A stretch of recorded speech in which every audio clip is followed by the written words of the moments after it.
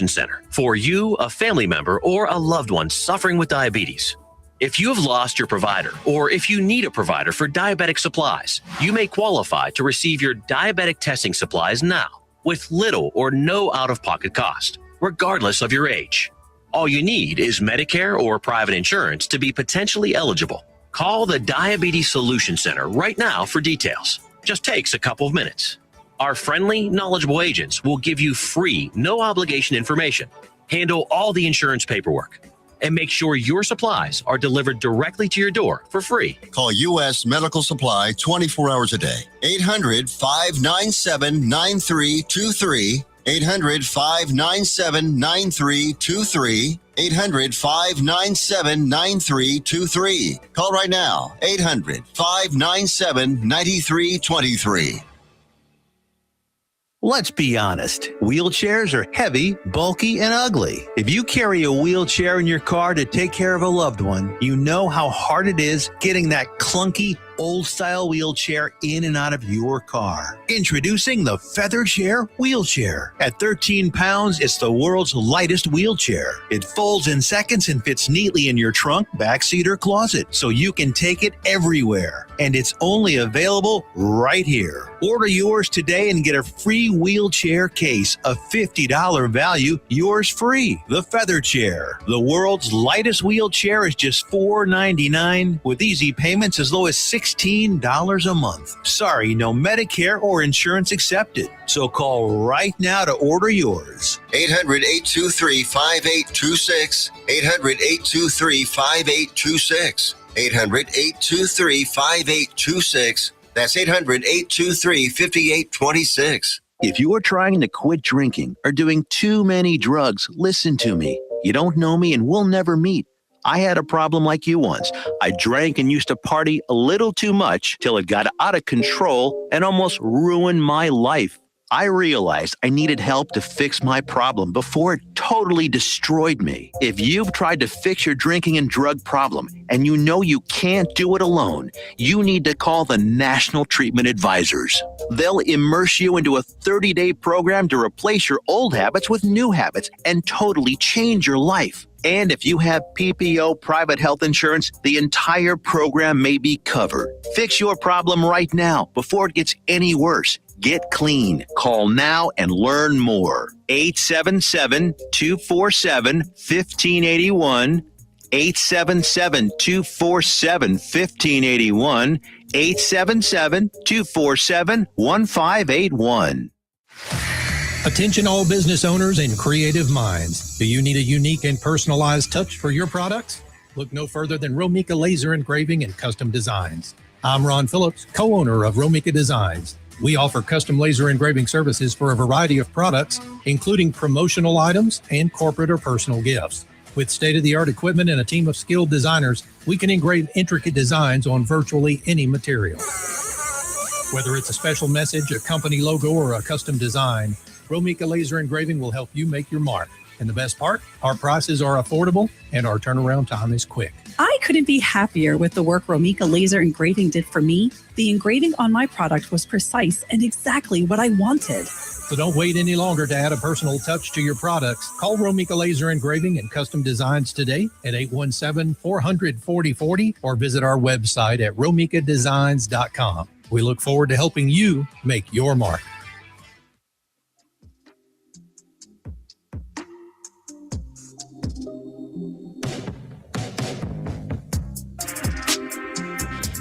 What's up, bros and besties? How's it going? How are we doing, North Texas? Welcome to another episode of Bitches Love Sports. I'm your host, Jazz Monet. And give me just 1 second while I fix something on my end. I just want to make sure that I can see y'all's comments because sometimes y'all get in the chat and I just want to make sure that I can see y'all's questions and y'all's opinions about what we're going to talk about today. So, hey, JV, good to so we've got of course, I do want to talk about Wemby and Ant and the NBA All-Star Game and all the talk that's going on, some conversation not only about the NBA All-Star Game and the future of the NBA, but also about the face of the NBA and what that means for how the NBA is being marketed, how it's what the projection is for the future, and basically how the plans have played out so far.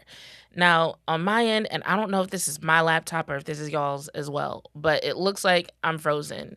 So, if you're in the chat, let me know if you can hear me and if I'm moving. If I'm not moving, it is what it is. Hopefully, you can at least hear me so we can still have a fun conversation about everything today.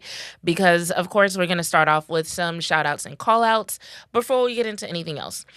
So, when it comes to the shout outs and call outs, we are going to start off first with one Mr. Michael Jordan. That's a shout out and a happy birthday to Michael Jordan. So, a happy birthday, obviously, because Michael Jordan has turned 63. Oh my goodness, how time flies. But a shout out because his NASCAR team actually won the Daytona 500. And they won it in what could be considered a buzzer beater fashion for NASCAR. So essentially, his car started out in 26th place and ended up moving into first within the last 500 yards. Now, I won't pretend like I actually watched the race, but when I read that, I was like, wow, that is pretty major. So, of course, when it comes to the GOAT, and it feels like he's trying to be the GOAT of damn near everything at this point. But when it comes to the GOAT, I mean, what else would you expect? I did see part of the interview where he talked about how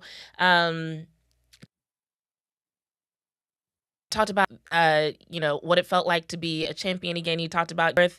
So I'm just glad that he's able to still celebrate wins like that and consider himself a champion. Okay, so the next thing that we want to look into is, in terms of shout outs and call outs, is I got to do some shout outs and call outs based on some responses to my last few pieces of content. So the first shout out goes to, and I want to try to say this man's name right this time, now that I know his fans will be all up in my comments, even if I mention him one time. But the first shout out goes to Mikhail Shidorov, who is the male figure skater who won gold for the individual competition at the Winter Olympics. So if you've been watching my content, because I know some of y'all show up for the lives, but might not see the individual videos. So the As It Is in Sports, So It Is in Life segment, I have been taking that and putting it into its own like standalone video, which is one of the things that I think got that video more attention than it normally would have. But I made a video talking about Ilya Malinin and what I thought of his comments after he fell to 8th place when everybody expected him to win gold. That's what the video is about. I made one reference to Shidorov.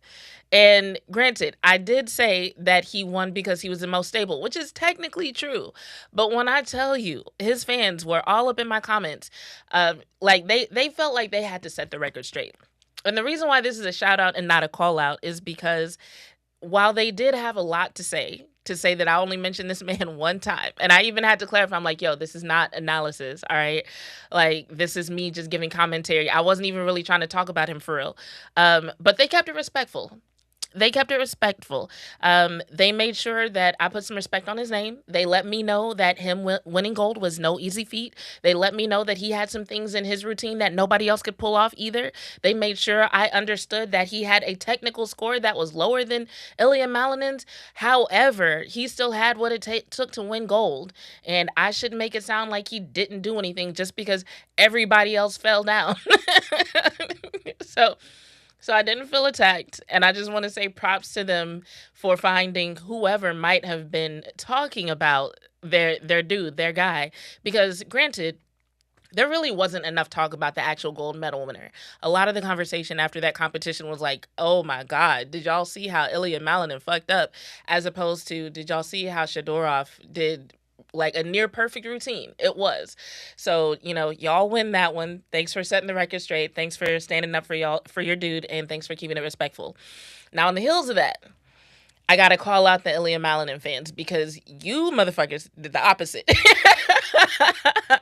It was way too many of y'all crashing out in the comments. And it's like, if you disagreed, and a couple of people were like this, y'all simply disagreed on the premise of his comments. Y'all felt like it shouldn't be taken as bitterness, and y'all felt like there was actually an argument to be made that him not going to the competition in Beijing actually did affect his performance. And maybe it did. But I will say this, he had 4 years to cope with the fact and plan around the fact that he didn't go to Beijing. As soon as he knew he wasn't going to Beijing in 2022, he knew he was going to try to still go to the Olympics in 2026, and he should have started planning for it then. And I know nothing really quite prepares you for the spotlight that's on you at the Olympics, especially when people give you a name like Quad God, but he owned the name, okay? So we can't take the accountability away from him. I get your point, I get what you're saying, but we cannot remove the accountability. Said what he said. Not only that, but he's only 21 himself, and I want that for him. And not only that, but he is still a gold medalist. Like, he helped the USA team win in the team competition. And yes, that's a team competition, but if you were watching, anybody who was watching knows that the US getting the gold, that was very much in question until he did his routine. His routine sealed it. He should be proud of that, 100%. He'll be back. I want him to have that chance to redeem himself. But y'all, Malinan fans, I need y'all to chill the fuck out. And if you are going to crash out, at least actually watch my content and understand what I'm saying. Some of y'all are in my comments talking about shit I ain't even say. Like, y'all are sounding just as bad as he did after the fucking competition. It's like, okay, like, I see why your fans are like this, because you're like this. Like, take a lesson from the Shiderov fans, and if you disagree with somebody, there's a way to do it gracefully, respectfully, and have an actual conversation, and maybe even educate somebody. Oof, y'all are a hot mess. All right, so moving on from that, the next call out goes to people criticizing women athletes for how they look. And this is kind of a general call out, but it's also kind of a read and react, because there's an article that goes along with it. And even though this article did come out 2 days ago on BBC.com, it's a topic that I've seen come up regularly. I remember as far back as 2012 reading an article about young girls who didn't want to go into sports because of concerns about how they looked, or concerns about how they'd be judged for how they looked. And so probably every year it technically comes up, but every couple of years, every few years, there's a high profile article that really highlights the issue. And so here's a couple of quotes from this particular article that came C.com. It's by Beth Elal Williams, and it's titled "Female Athletes Hit Back at Weird and Derogatory Comments About Their Appearance." And so scrolling down to the middle of the article, it says, Wales and Saracens rugby player Georgia Evans, who was criticized during the Women's World Cup for wearing makeup and styling her hair, said how she played had, quote, nothing to do with what I look like, end quote. And then it goes on to say, a survey by Women in Sport published last month found the number of girls who dreamt of becoming professional athletes had fallen to its lowest level since 2020, which the charity said was because of gender stereotypes. And it goes on with more information from Georgia, more quotes from Georgia. It says, at the beginning of her career, Georgia said she received derogatory comments and also others based on stereotypes, including being referred to lesbian. She said, my sexuality has no bearing on butch or whatever I present myself to be. I'm not going to change who I am. So I would still turn up on game day with my tan done, my nails done, hair, everything. And it goes on to just talk about some other instances of Olympic gymnasts and other athletes who have had to deal with just like criticism for how they look. And so the reason why this bothers me is on several fronts. Like, gender stereotypes just get on my fucking nerves. Like, Facebook, like, here's what's funny. So everybody talks about how Facebook is so good at targeting. Like, they're the best platform to advertise on because of the way that they target demographics, and they can really get down to the bottom of who a person is. A running joke between me and my friends is the fact that Facebook thinks I'm a lesbian, and they keep advertising like lesbian dating sites to me, and just like other stuff that just you can kind of tell it's like meant for, that group, which, nothing against that, but it's funny. And the only thing that we can figure out is that I don't post pictures that seem to be like designed for the male gaze, and I like sports, and I played roller derby. And it's just kind of weird that, like, without me ever posting anything about having a girlfriend, liking women, anything like that, somehow this platform that's supposed to be so smart and know everything about how to categorize people and how to segment people and advertise to them, even though I've been on the platform over a decade, well over a decade, cannot figure out something as simple as my sexuality. I've even put, like, in the past, in a relationship with, this person who is a man, but it's like, nope, you like sports, you're a lesbian. It's fucking weird. But anyway, getting back to the actual issue here, the thing that upsets me the most, I think, is the fact that when it comes to being the best in your sport, when it comes to being an elite athlete, a lot of people who find themselves on that path are people who started that path at a very young age. So we're talking kids starting in their sport as young as 8 years old, sometimes younger, but typically no later than like high school if they want to really get to the top of their sport, right?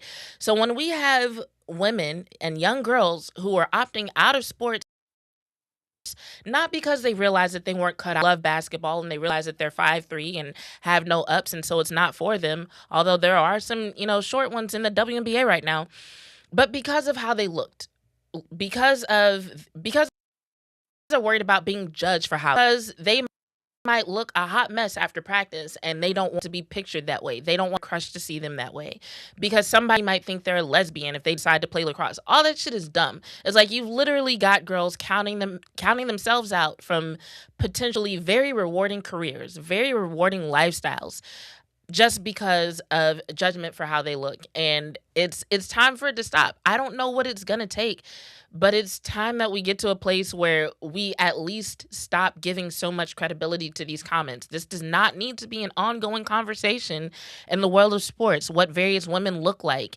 and what they might have in their pants or who they might have in their bed just because of the sport that they play and how they look while playing it. Most people, and this goes for men. Men also look very different when they're dolled up and going out as opposed to how they look after practice or how they look after a game. And maybe y'all don't notice because y'all aren't looking at men like that, and I am. But, like, I definitely notice the difference. Like, when I see a player do, like, an interview after practice, I can see the difference in their face.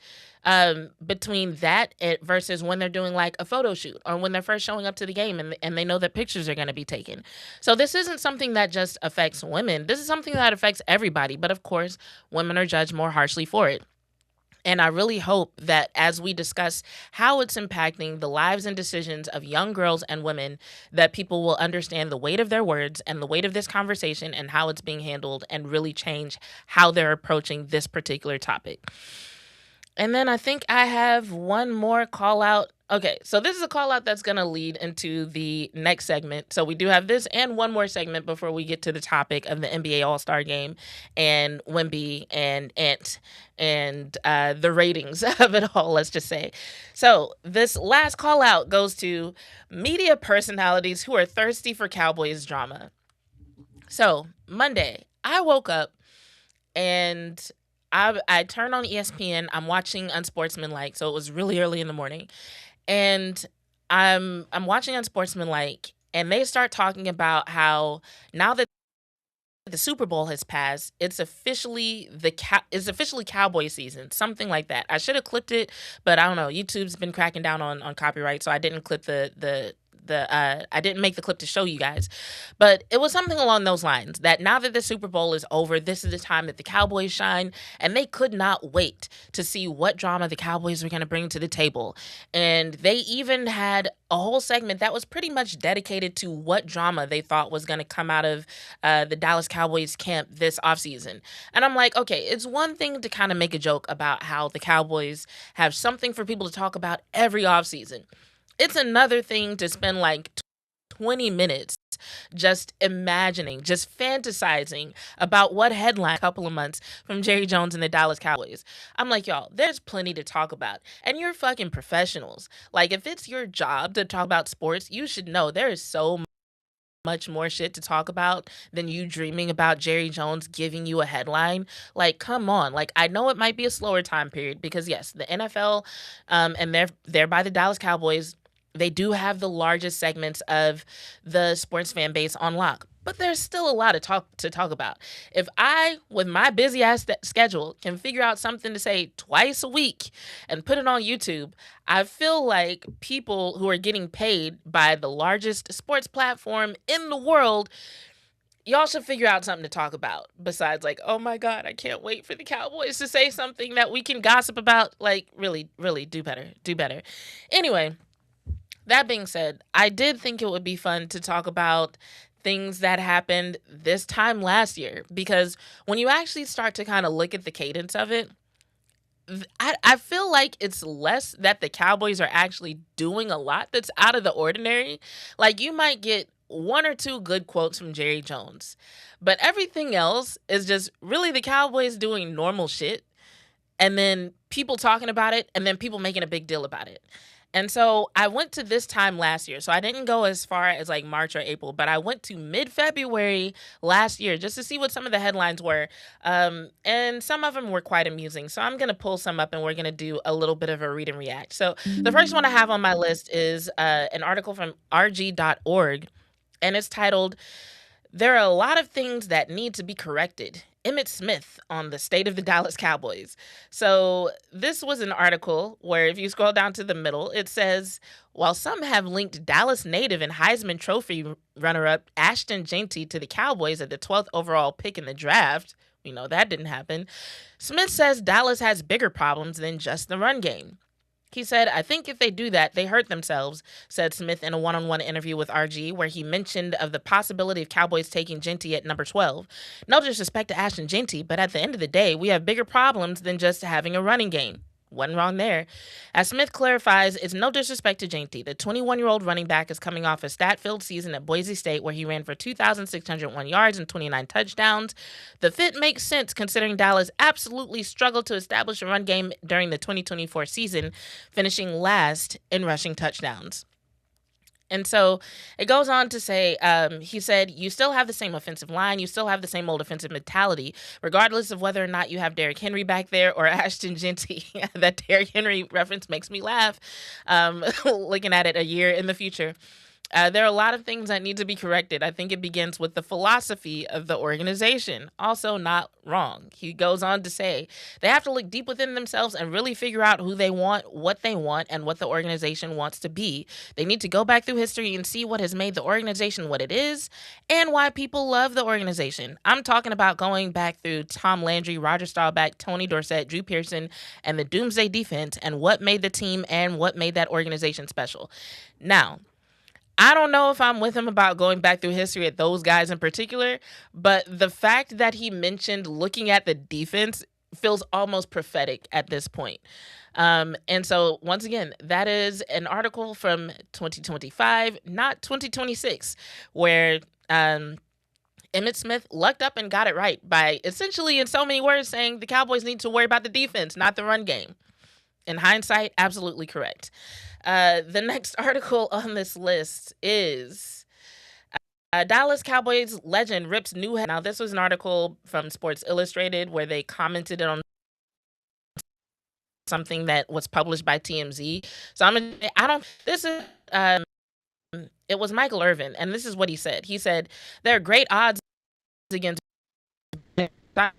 around the Cowboys in a great way. You're thinking, maybe God is doing." Now, if you watch the video, this man looked like he might have been in New Orleans, so maybe he was not talking about this. But the quote goes on to say, and this is talking about God. He says, "If he takes a great," referring to God, "and then produces something great, you'll say the man did it. But when he takes a Brian Schottenheimer, the least likely of that position, and he does something great, you yourself will say it must have been God, because we know damn well it wasn't Brian Schottenheimer." So there's Michael Irvin's prediction that if the Cowboys become anything, it was because of an act of God. I actually don't think Brian Schottenheimer would necessarily disagree with him on that.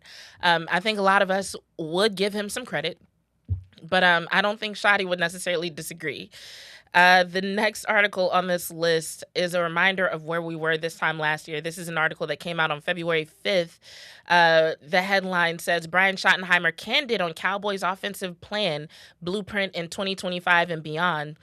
One of the things that he said that was interesting in this particular article, and it's a quote from Brian Schottenheimer. He said, "I'm a big believer in cut splits. I'm a big believer in shifts and motions to distort things. We're going to do a great job of marrying our runs and our passes and make those look the same. I'm proud to say 2 different times in my career as a coordinator, we led the league in rushing, and they go hand in hand. The running game and the action pass game go hand in hand." And so I feel like in hindsight, we can say like, hey, I think he definitely kept that promise. The next article is from CBS Sports, where Cowboys Micah Parsons makes call to action for Dallas to be aggressive in the offseason. And then there's another article from Sports Illustrated where it says, Micah Parsons gets brutally honest on if Derrick Henry would have saved the Cowboys. At the time, Micah Parsons was saying that because of the Cowboys, no, there's not a lot of people who paid attention to what Derrick Henry did in 2025 would say, Derrick Henry just wasn't bringing enough to the table. Would it have been different with the Cowboys? We may never know. But it's just interesting to think about the fact that that was a conversation. And then the last article that I put on this list, which was from February 9th, 2025, was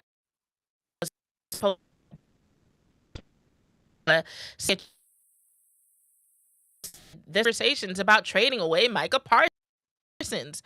What? Oh my God, you don't. And so this was a report where they just said, based on comments from inside the building, they were saying that people were actually talking about trading away Micah Parsons. And at the time, that turned into a huge debate. And some of the comments on this article talked about. One says, Jerry's sitting there with a thumb up his ass until he has to pay a guy and then pays millions more than he would have a year earlier. That didn't exactly happen. Somebody else said, one can only dream. I'd love to see them trade him. Okay, well, that person's dream was fulfilled. And then one person said, sources say there have at least been some internal discussions about whether to pay Parsons or trade him for a king's ransom. Well, they didn't do either, because I wouldn't necessarily describe that trade as quite a king's ransom. But it is funny to look back on that whole conversation and think about the debates and the number of people who said that that would never happen. Just goes to show you never really know.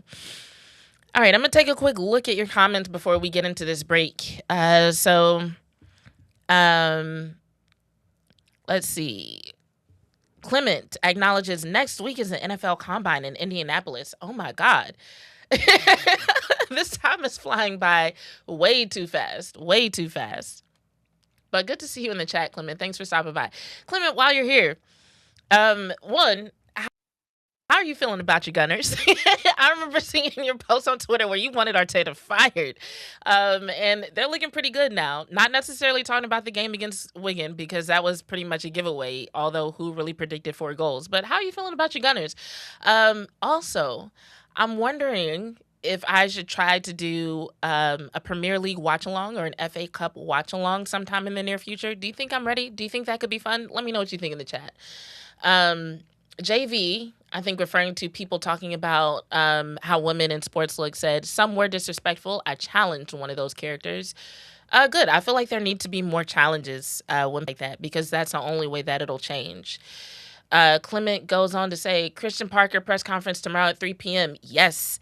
Make sure you watch that. I probably won't go live about it, but if y'all see me go live afterwards, that means something interesting happened. If it's a regular basic press conference where there's no real surprises, then I might not go live until Friday. But like tomorrow's Wednesday, it's usually a pretty slow day in terms of work.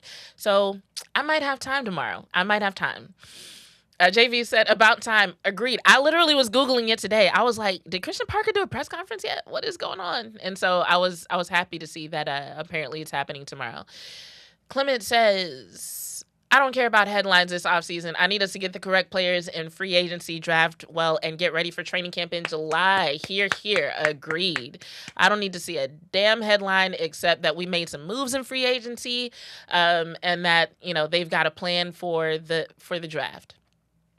And Clement also says, early prediction, the 2026 Dallas Cowboys season will come down to 5 things for me.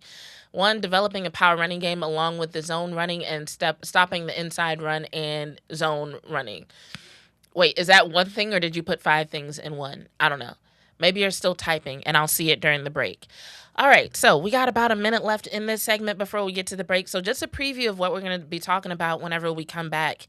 I am going to be talking about the WNBA All-Star Weekend, what went right, what didn't go quite as right, and also getting into this whole conversation about the face of the NBA and why it even matters. Because we need to get on the same page about some things, because I think there are some assumptions that people are making about the NBA and how it's doing that aren't necessarily correct. And so as we even begin to discuss the issue of who's the face of the I keep wanting to say WNBA, who's the face of the NBA, I feel like we need to make sure that we have our facts straight on certain things when it comes to the NBA. And so that's going to be coming up in the next segment. So if y'all have thoughts on it, feel free to throw that in the chat, and I'll start the next segment with whatever y'all's thoughts are. If you have any strong opinions on Anthony Edwards or Wemby or Cade Cunningham or anyone else for that matter, like, you know, surprisingly, SGA hasn't come up as a strong contender in this particular conversation. But we'll talk about it after we pay a few bills, so don't go anywhere. I'll be right back with the rest of Bitches Love Sports.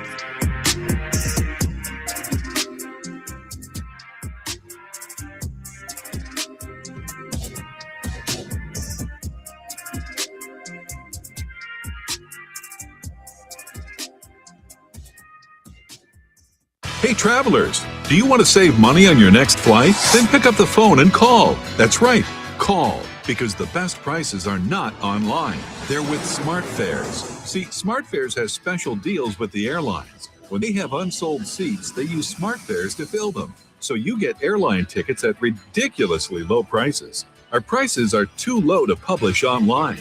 With the extra money you'll save, you can book another trip or treat yourself to dinner or shopping.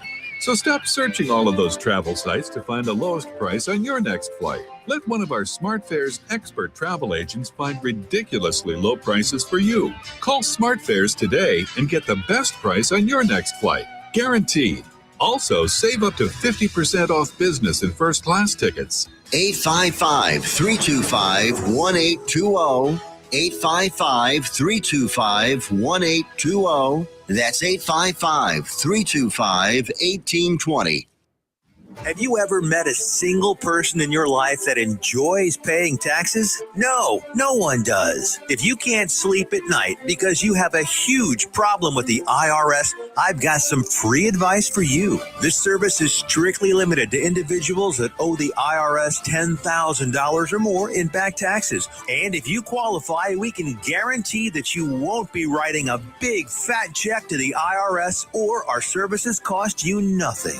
The first 100 people that call today will get a free tax consultation worth $500. Stop worrying about your IRS problem. We can help you, we promise. Call the tax doctor right now. I mean right now, to learn more. 800-240-4587. 800-240-4587. 800-240-4587. That's 800-240-4587.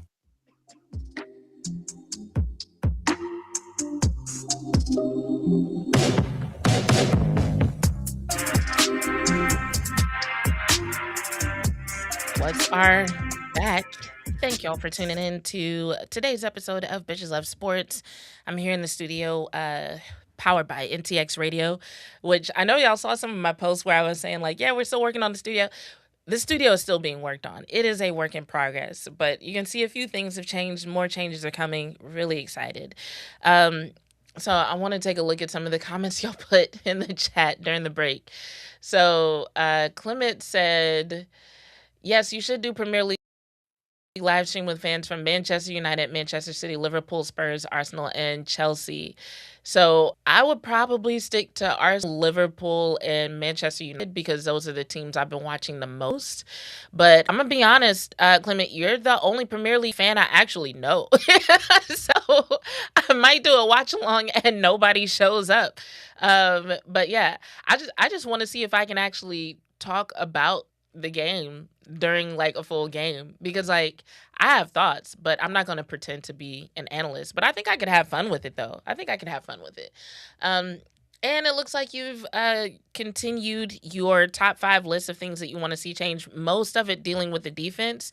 And I definitely agree that most of the issues that the Cowboys are going to have to fix revolve around the defense. I know there's been a conversation about what the Cowboys should focus on in terms of free agency.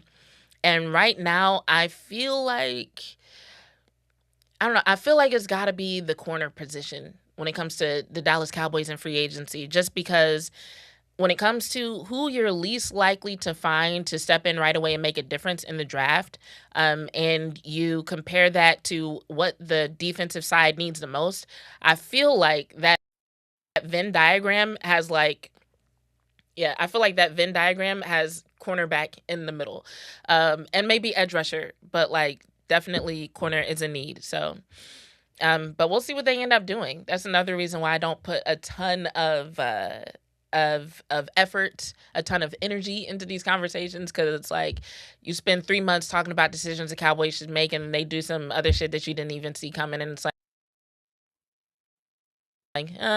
way more fun. Not to knock the people who have fun with these conversations. There's other shit to talk about, at least from my perspective.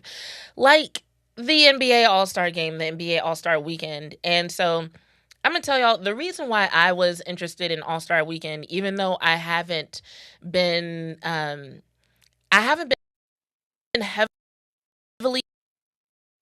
into the NBA, so but I am going to get more into playoffs, obviously, but to see what would happen with All-Star Weekend is because I feel like one of the NBA's biggest struggles the past few years is, okay, how do we really engage our fan base? How do we really get them invested and involved instead of just complaining about teams tanking and load management and things of that nature? And so the NBA All-Star game is one of those things that has been declining over the past several years, and I just wanted to see, could they bring it back? Could they get it to the point where fans are actually invested in that? Because fans being invested in that is a sign that they're invested in the other aspects of the NBA.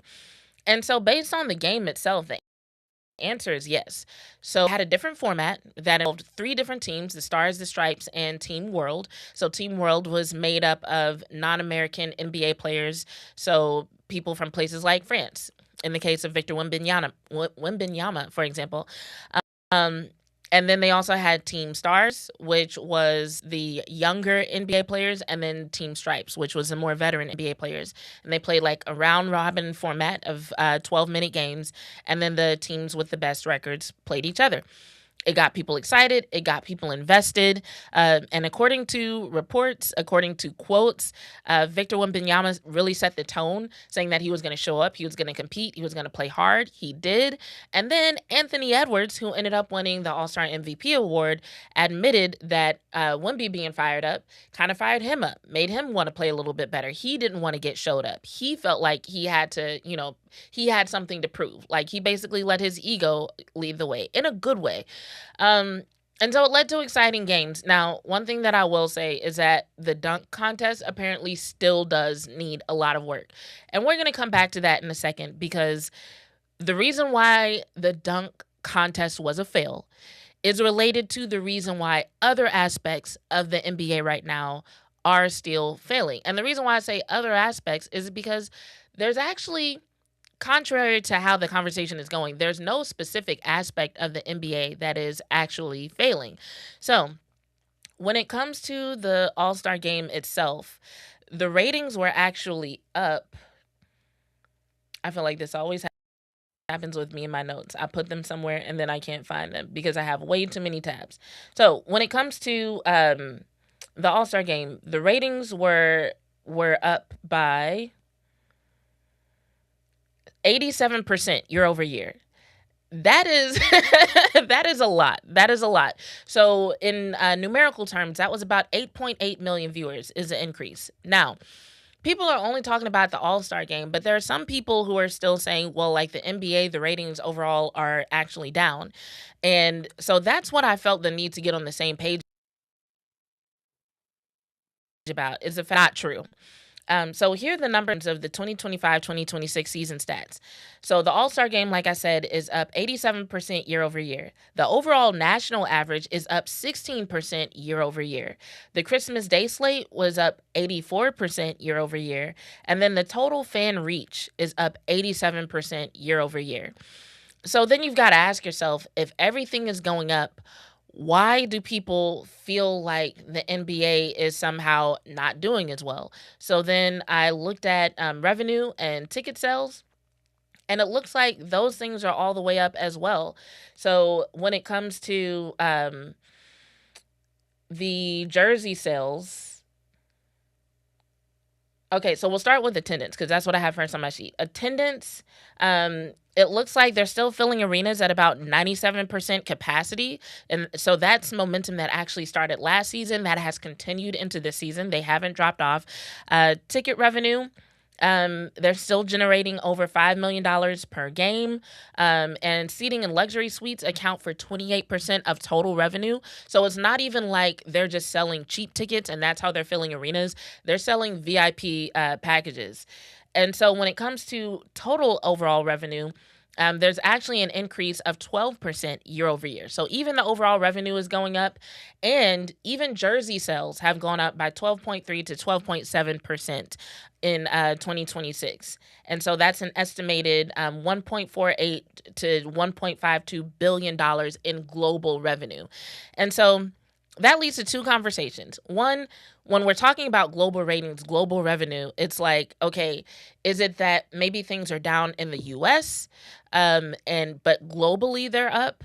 And so that's something else that we can look into, because I think sometimes American fans especially compare the NBA to the NFL. And if you look at those numbers, like, yeah, the NBA is dwarfed. So the NBA is doing better than they did last year, and they're on the rise. Like, the lines are going in the right direction. But if you compare them to the NFL, it's like, no, they're losing if you're comparing one league to another. So just don't make those comparisons if you're an NBA fan and you're looking for the NBA to do well and to succeed. Um, and then there's the other conversation about the numbers versus the quote unquote vibes. So when I say vibes, what I mean is there's a difference between TV ratings and how people feel about the NBA, how people engage with the NBA. And so the thing about the ratings, and this is what some people are speculating, they're speculating that the reason why the ratings are up is because a lot of the games have been moved to NBC. And so with NBC being it's kind of popular right now. They had they aired the Super Bowl, and now they've got the Winter Olympics. And so there are a lot of televisions that are just on NBC a lot more these days. This is what people are saying. And so they're saying that the NBA is just kind of getting a residual benefit of all that.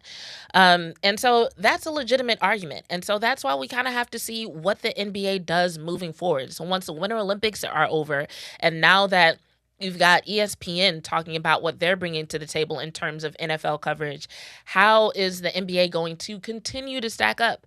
And that's where some people kind of get into the marketing of it and get into who's the next face of the NBA.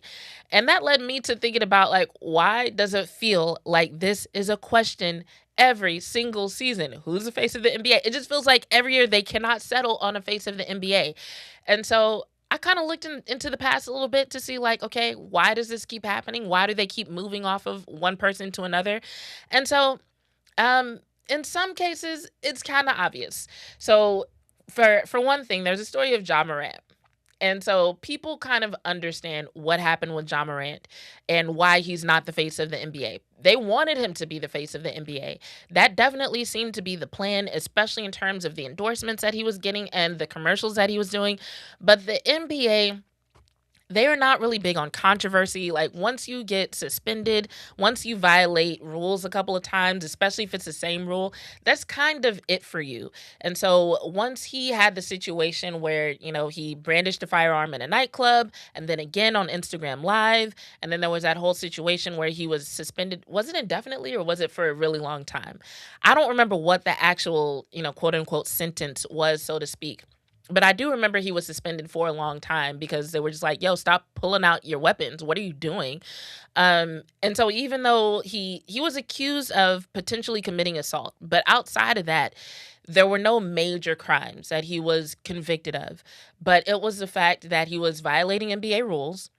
And it was a bad look in terms of what the NBA wanted for who represented them. And so while they, before that, were pushing him to be the face of the NBA, that fell through. So you kind of see why that happened.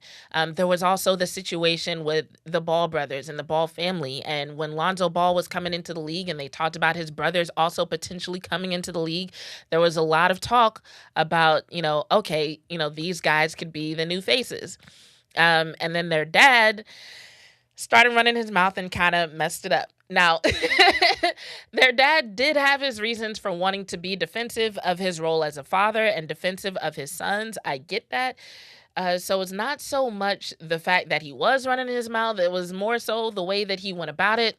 You can only do so much in terms of disrespecting the league, disrespecting people who are important to the league before it's like, no, we are just not going to allow you to have the kind of influence that you want to have, And that was another big part of it. It was the fact that he did seem to be having so much influence, using it in ways that I think the NBA probably thought were detrimental. They were like, hey, we don't want this guy running around thinking that he can do whatever he wants. People are looking at him like an extension of the NBA. He's not in alignment with us. No, cut it out. And so that happened, and the Ball brothers have kind of paid the price for that in terms of their own visibility and which brands have decided to align themselves with them.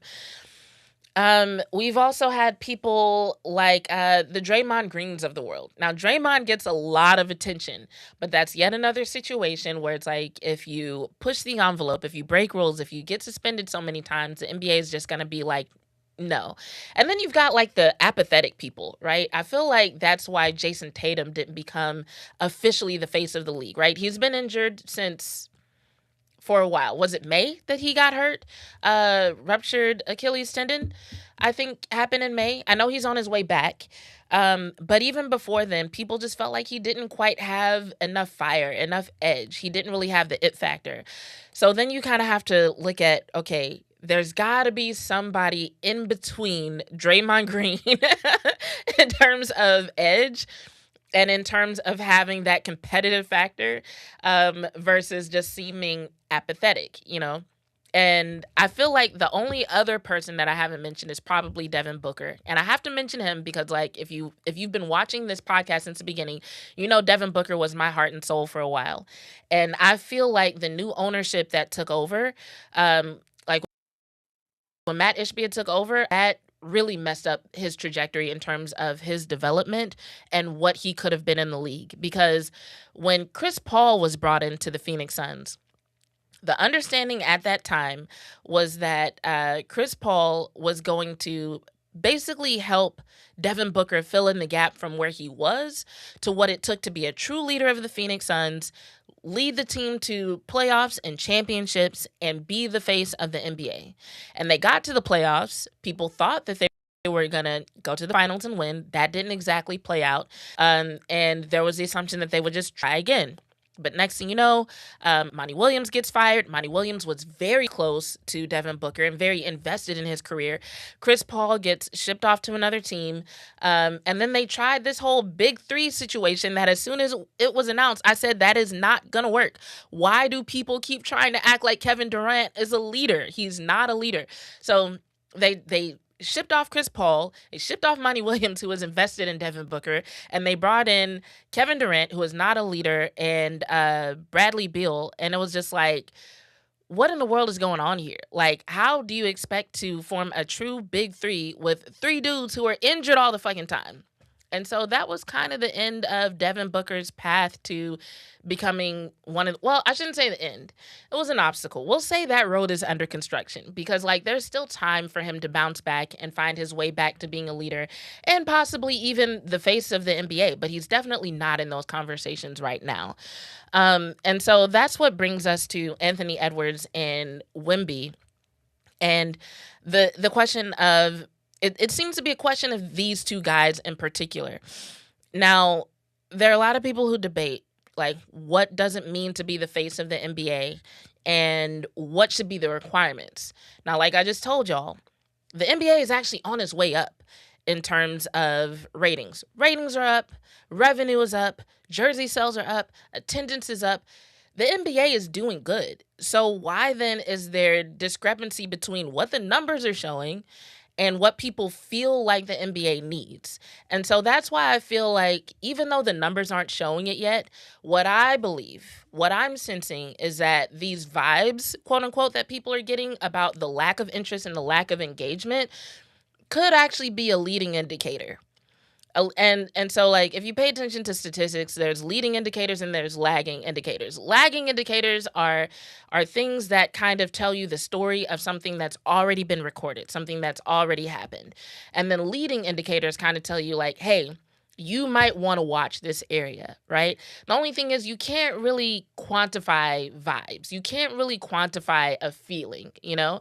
And so that's what makes a leading indicator like the vibes around the league kind of tough because, you know, when people say the NBA needs a new face, the NBA needs better marketing, the NBA needs better storytelling, it's so easy to point to, oh, but revenue, ratings, everything is up. So they don't actually need those things. But if vibes, if those feelings are actually a leading indicator, then what that means is the NBA should take care of those things now because those numbers are going to drop if they don't. And that could very well be true. And so when it comes to the NBA, I feel like that's why this conversation is actually important. And I actually feel like when it comes to the answer of who should be the face, I say, why not both? Why not both?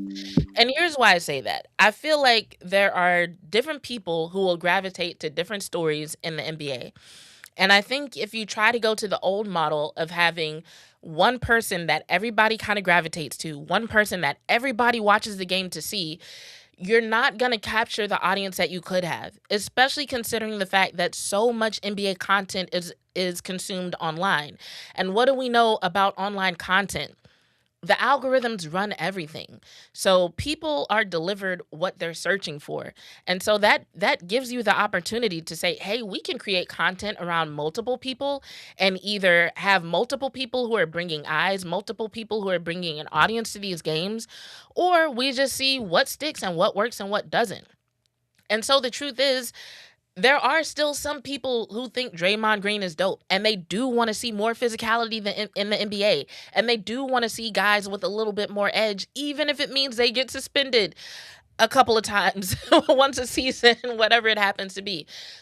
There are people who are going to be inspired by Wembanyama or just amazed by him and his sheer size, and they just want to see what he's going to do every week. There's going to be a lot of people, and there are a lot of people who are very much invested in the story of Ant Edwards, and they like his charm, they like his charisma, they like his particular brand of trash talk. That's why in the thumbnail I referred to Wemby versus Ant as kind of the alien versus aura, because they call Wemby the alien, one, because he's not from America, which I guess you could call that rude if you want to, but also because his size and proportions are practically non-human. Like, you don't see people built like that. You know what I'm saying? So I'm like, okay, the alien moniker is kind of earned whenever you kind of see what he looks like. But when it comes to the aura, when it comes to that je ne sais quoi, I feel like Anthony Edwards has it. You know, he's marketable, he's fun, he attracts people to the game in a different way. He has like that quiet competitor attitude that makes a lot of people say, I want to see more from this guy. I want to see what this guy brings to the table. I like watching this guy play, but I also like watching his interviews. I also like his shoes. I also like his social media posts. You know what I'm saying? And so there are definitely going to be people who are drawn to that. But in terms of what the NBA is trying to do right now, which I feel like it's a great thing that their numbers are up. I feel like that's obviously working in their favor. But I also think it's a bad time for them to rest on their laurels, especially considering what the NFL is doing in terms of planting a flag on their market share and what they're doing in ratings and in terms of money and in terms of pushing out content. Because although you you're not going to see a situation where the NBA competes. The NBA is not in a position to win that battle right now. However, what they don't want to see is their numbers start to go down and their market share starts to shrink as the NFL continues to expand all the different projects that they're working on. So right now, the NFL has mastered the art of the year-round calendar. It's like as soon as one thing ends, you already know when it's time to look towards the next thing. Like as soon as the Super Bowl ended, they were on there like, hey, next Super Bowl is going to be in LA. It's going to be on ESPN. Disney's going to be involved. It's going to be so dope. You don't want to miss it. This mess is a year away and they're already talking about it.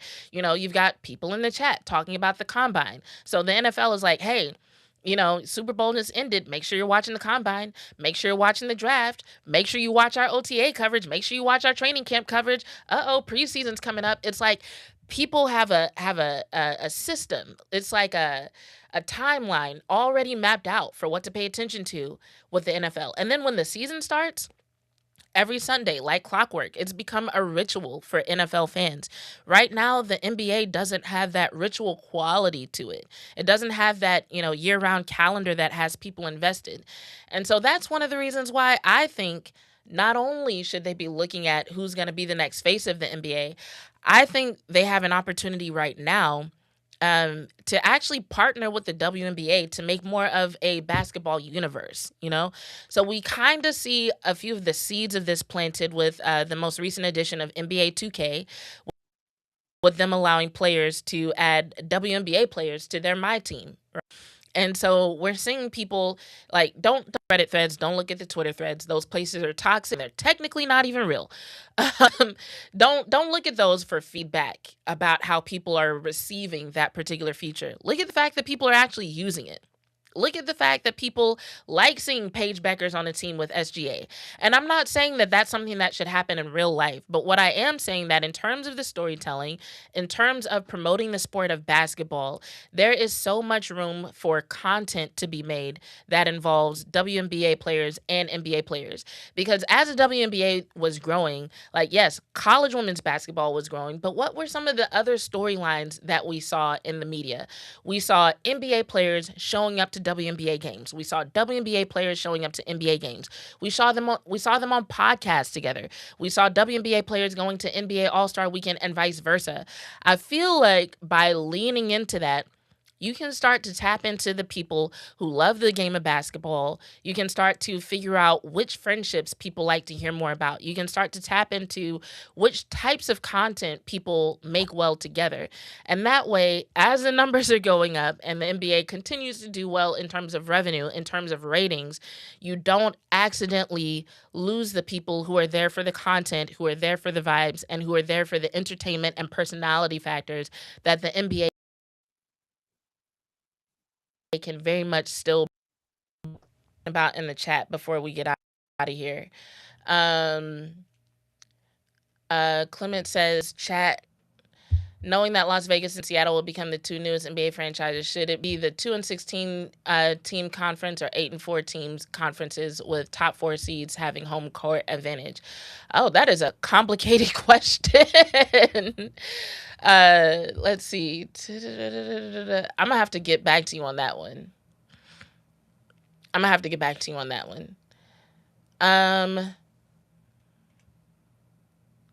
JV says 2-16. Clement says, okay, so top 8 teams in the East and West make the playoffs. Like it. JV says 8 4-team divisions. Okay. I think 8 4-team divisions.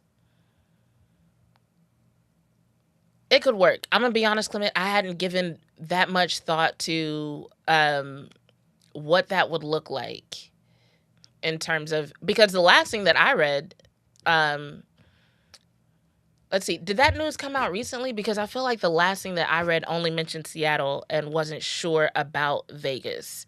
So I don't know. But if that's something that came out like today or yesterday, I can see why I was privy to Seattle and not to Las Vegas. But I will say one thing that I did think was funny while they were talking about how to limit tanking. And this is something that would never happen in the NFL. But somebody said that they should try relegation like what they do in the Premier League. And if you're listening and you're not familiar with that, basically in the Premier League, the bottom 3 teams go to the division below the Premier League at the end of the season. And then the top 3 teams from that lower division go up to the Premier League. So it would be like basically if the bottom 3 NBA teams just went to the G League, if they were in the bottom. And I'm like, yeah, that would definitely stop people from tanking. Oh my God. But because of CBA and team valuations and all that type of shit, the structure to pull that off. But yeah, so we're about to get out of here. Thanks for having this conversation with me. And if y'all have anything to say after the fact, definitely put your thoughts on the Face of the NBA conversation in the chat and watch your notifications, because once Christian Parker does that press conference, I'm definitely going to have something to say about it. So hopefully we'll have a fun conversation about that too. Thanks for watching this episode of Bitches Love Sports. I'll see y'all later this week. And I'm out.